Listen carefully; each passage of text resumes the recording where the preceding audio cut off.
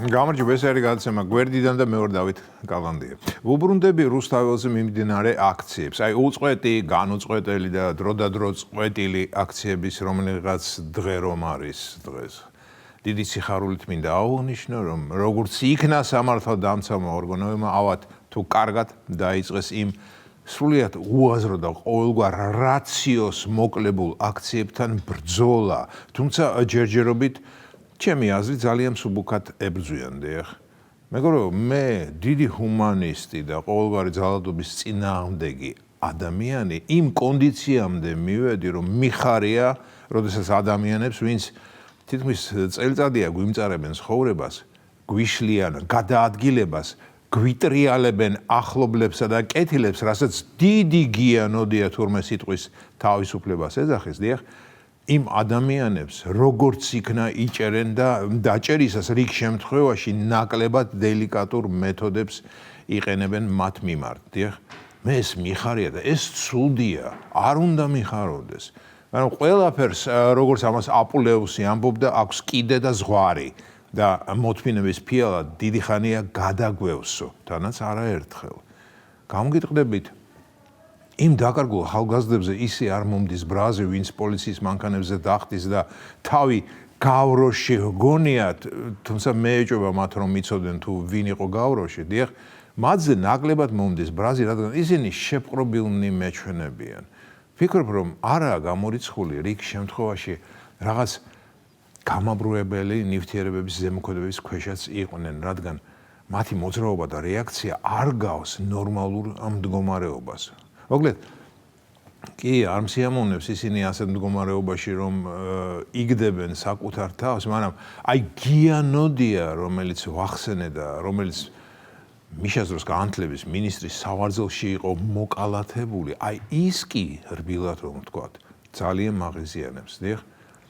სწორედ მისნაირები აქეზებენ იმ სრულიად უაზრო ნორჩ სულებს, აქეზებენ შეგონებებით, რომ ესაა თავისუფლება, რომ გინება ყოფილა თავისუფალი სიტყვის სიმბოლო და ამას ქადაგებს ილიას სახელობის ინსტიტუტის პროფესორი, 2006 წლიდან იმ ინსტიტუტის ლექტორი, რასაც ის საჯაროდ ამბობს, ალბათ 10 იმდენს აუდიტორიებში ტორტლავს და სტუდენტობა მას, როგორც ხედავთ, უჯერებს.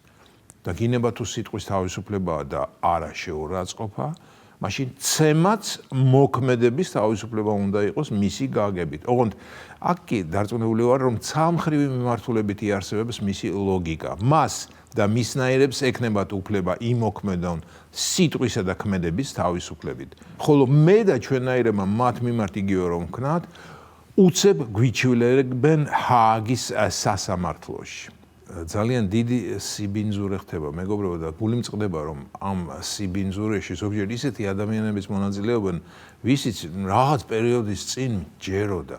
მაგალითად, ამირან გამყრელიძე, კაცი, რომლის დაკრულზე პანდემიის პერიოდში მორჩილად ვცეკვავდი და დარწმუნებული ვიყავი, რომ ის მართლა ემსახურებოდა აზრიან, კეთილ და მარადიულ საქმეს.